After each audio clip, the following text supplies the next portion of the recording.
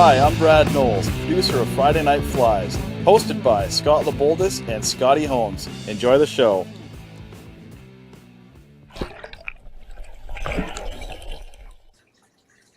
Okay, Brad. It's Friday night. You know what that means. That means I've got two very similar flies tonight. This is one pattern that I've fished a lot for pink salmon. We called it the hit and run pink salmon fly, just for the simple reason that when they hit this sucker, they're going to be making some big runs. And when I say big runs, I'm like, hang on to your rod and listen to that real purr. She's going to scream at you. Anyhow, on another note tonight, one of our loyal fans from Prince Rupert, Kendall Nelson, is turning 13 this Sunday, and we would like to wish him a happy birthday. So, Kendall, if you're watching tonight, I hope you have a great 13th birthday, and take it easy on all the pretty little ladies in high school there, buddy. If you know what I'm saying, don't be kissing them. You just straight stick with the bookworks. Keep smart, buddy. Keep it smart. All right? So anyhow, this little pattern, if we're gonna, I guess we can stay up top here because we got two high def screens. Yeah. What I'm gonna do is give this little guy downtown here a nice slow roll. Oh, that's nice. That is a beautiful fly. That is beautiful. And you know what? It's really relatively simple, is what I'm gonna say. There's nothing really too hard about this fly. There's lots of different variations of like shrimp patterns. I mean, the difference between a prawn and a shrimp, obviously, is a shrimp is much smaller than a prawn, and this is definitely a small shrimp. Yeah. Which, when we're targeting fish that are in the 5-6 pound to 7 pound range, they're not looking for a jumbo prawn, but I'm sure if they got their mouth on it, they'd be pretty happy about it too. So this is a similar pattern to what I tied earlier, which is the original hit and run pink salmon fly. And it's the only difference is we added the eyes and a little stinger butt there and chartreuse. So let's go down to the bottom. Let's start tying. So there we go. Okay, so what do we start out with? A size 6. Oh, that's one thing I didn't have ready. Size 6 salmon hook, which that isn't a salmon hook. One knot. The one of 3,000 that wasn't. So anyhow, we got a size 6 salmon hook here to start with, and we got 6/0 pink uni thread. And like I said before, these salmon hooks have an open guy or an eye here at the head of the hook, so you want to make sure that you get that sealed up nice and pretty like, so that when you catch these big salmon, they don't open it up on you. And then all I'm going to do here is just put a little bit of base down on this hook, because there's quite a bit of loose material going on this guy, and you want it to have something to bind to. And it helps kind of bulk it up. Not that thread or 6/0 thread really bulks a fly quickly, but every little bit helps. So we got that on there. Then we're going to go to someone calling me, which we're going to block that one. We've got Superfly microcrystal chenille in chartreuse. So we're going to lay that on the back of the fly here. Man, I'll tell you, I am super excited about the pink salmon run this year. Just for the simple reason that they are very abundant and they fight like hell.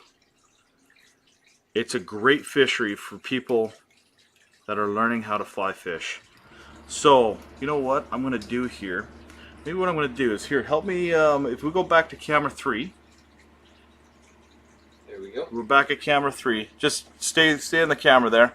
Sorry guys if it's going to get a little bumpy here, but I just wanted to show people. Is that kind of centered on? Yeah. Does that show the bobbin holder? And yeah, it does. Yeah. We're pretty centered there? Yeah. Okay, so you guys are going to see a different angle here, and hopefully not my crotch too much. What I'm doing here. So this is the new Griffin Montana Mongoose vise. It's a full rotary vise, and it's our flagship vise. Griffin was very nice to help us out with our show. We put a lot of time in here, and just shows you how easy it is. You know, you get your bob and stuff out of the way, bulk up a little bit of a tail, a hot spot, a feature on a fly. It's a lot easier when you got more stuff going on. You can bulk it up a little bit, and at this point You can take that second one. We can go back down there. Yep. There we go. Work our way. I'm just going to leave this guy kind of the cradle here. Work our way back here. Lock off that micro chenille and on to the next feature. So, the next feature, we're going to lock this guy down. It's a pretty simple fly really to tie. Okay? So at that point, I've taken, there's a lot of different monofilaments out there. Okay? This one that I used, here, let's go back up top again. This one here, can you read that okay? Yep. Straiten, old school fishing line, which happens to be very UV. So we'll stay up there. I'm going to just show you what happens. Can you see that okay? Yeah. What happens when you hit a UV light on this stuff? It shows up crazy. I've used this for ribbing on different things. Plus, if you look down at that fly, we'll go back down to camera 4 there. You can see what that chartreuse looks like too, the micro chenille. Whoo, she's hot. So, what we do is we take this monofilament and we take, actually, are we still on the top camera too? Nope, but we can. Alright, well, let's go back up there. So this is the fun part where you get to burn your house down or your fly tying bench. And we take a lighter and we take a little bit of that monofilament and you light it on fire. And you see how it gets that big bulb on the end. You can just kind of piece it together just a little bit, and once you got that bulb, you just slowly work it back. You don't need to get any bigger than that. Okay, one thing I did forget, if you can grab me that marker, yep. I'm going to show these guys a trick. So, let that sucker cool off a little bit before you stick your finger to it, or you're going to get a very unpleasant surprise. Ain't that right? Oh yeah. So, at that point, you take your felt marker, once that sucker's cooled off, you take it and you just blacken the tip. And this is how you make shrimp tentacles or eyeballs or whatever you want to call them. But you can see how that just makes it all nice and dark and pretty like. So it make that thing pop. And if you look online, you look at, we'll go back downtown here. You can see how nice and dark that is. And then you cut it to length, of course. So I've done that to a couple here. And that's what we got. This one I used a little bit of head cement on, but I still prefer the Jiffy marker. Okay, you don't want to make these guys too long. You want to just go past the end of the shank, because you'll see that these things don't really have long tentacles or eyeballs.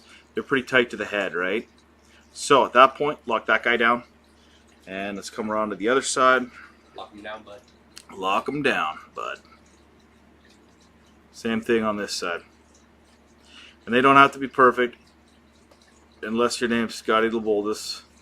And then they have to be perfect. So, lock that guy down.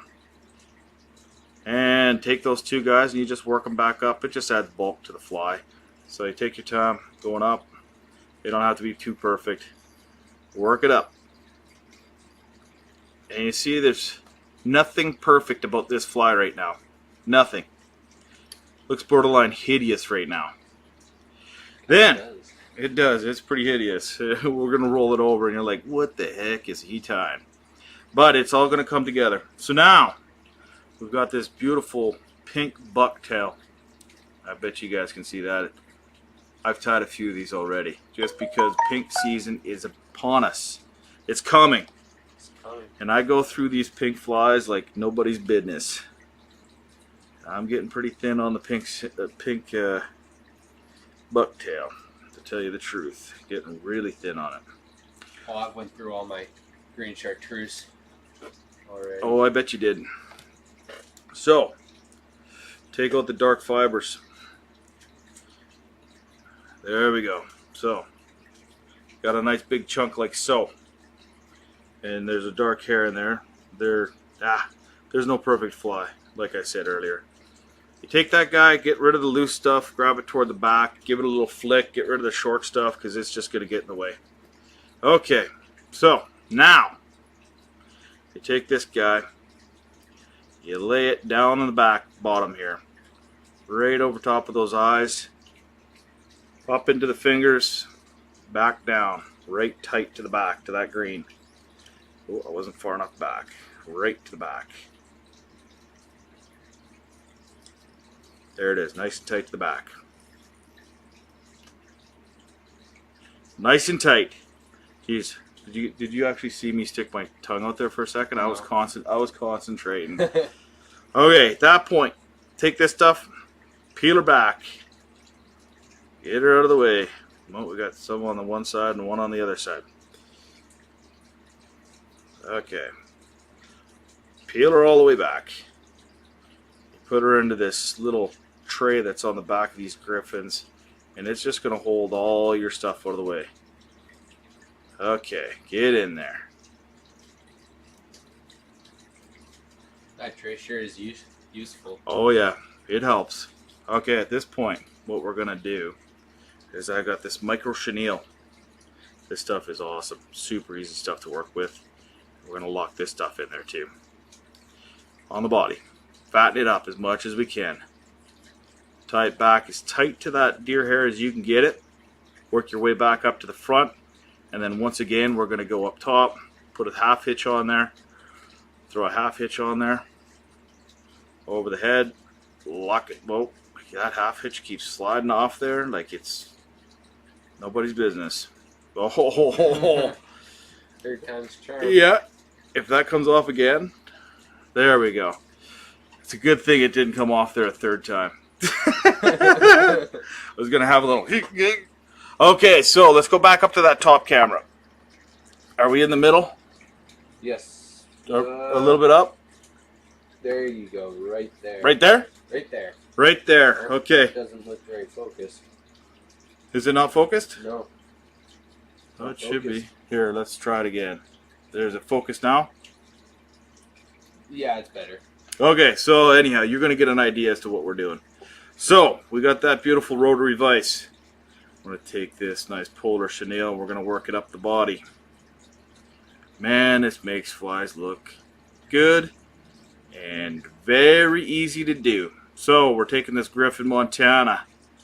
We're working it up at hyper speed. We're tying this off and we made her to the head. At that point, take your bobbin, keep a little bit of down pressure on your polar chenille so it doesn't walk back on you.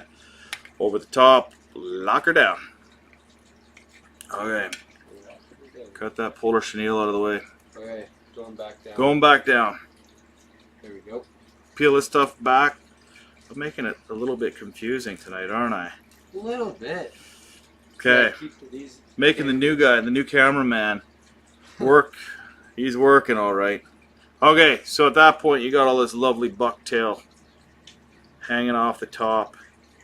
You want to pull a little bit of that polar chenille down. Just pin her there for a half second. And then you take it, that bucktail, lay her all up on top. Give it a couple loose wraps. Just up behind the head there, a little bit back. One. It's almost like a Tom Thumb, eh? Yeah, but on a very big scale. Okay, at this point, clean it up. Make sure it's all up on top. So I'll just show you what we're doing. It's all up on top. Can you see that okay? Yep. She's looking pretty like. Give it a nice little pull. Nice and tight. Pull this guy back. You want to put a dam in behind there. That way you can get your line in there afterward. And at this point, we're going to take our scissors. Actually, there's one black hair in there that is going to make me crazy. Believe it. And trying to pull one hair out. All you that are watching, it's like getting that one gray hair that poked out on your forehead. Or not on your forehead, but on your head or on your goatee. Yeah. Oh, look at that. I just pulled that gray hair right out of there. Oh. Ooh, it was magical and it felt good too. But like you all know, you pull that one gray hair out, next thing you know, there's 3 grows back in its place. So we got that guy and trim her off about a ½ inch off the end. Just a nice clean cut. At that point, you take your whip finisher. We're going to put this fly to bed. and then you guys can tie a few of these guys, because they are very effective. Actually, I haven't even tried this one yet, but I know how the other one fishes, and it was deadly. Okay, so we got that all down. Take your head cement, prolong the life of your fly. That's all I can say right there. Prolong it, because them pink salmon are very toothy. Very, very toothy. And then what we're going to do is we're going to roll it over, and I'll do the underside here just to make sure that we get those nice and tight and locked down. You don't have to spare too much of your head cement. A bottle like that will last you probably 2 years of time. Anyhow, we'll give it a nice slow roll. What do you think there, cameraman? Oh, it's sexy. Slow roll. Or what's another word for sexy, Brad? Oh man, you put me on the spot here. I know. Tintillating or tintillating. I'm just trying to think of another one. Voluptuous. That's another great word for sexy. Okay. I'm just gonna get this guy back up top here and try my best to get it in the right zone. But that's your fly. That's the hit and run pink salmon fly variant. Very similar to the other one, the original hit and run. It's a little bit bulkier, plus it's got a little hot spot, and it's got some beautiful eyeballs. Something for the fish to look at. Yeah, I've got a good feeling about this fly. Oh, yeah, let's go back up top. We'll see how are we pretty close to being on the right spot? Center. Right there. Yeah. Hey, I'm getting pretty good at this. We're bouncing back and forth to different cameras.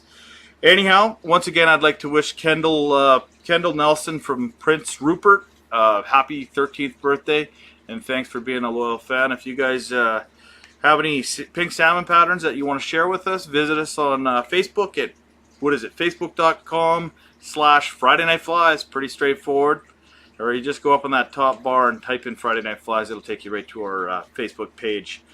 We love feedback, so if you guys have any comments of how you think you can improve this fly, drop her in the box at the bottom in the comments. But anyhow, the young feller's here with me tonight as well, and Scotty Laboldis is not going to be in the house tonight. He's on holidays down south somewhere, bone fishing and chasing tropical fish, a lucky bugger.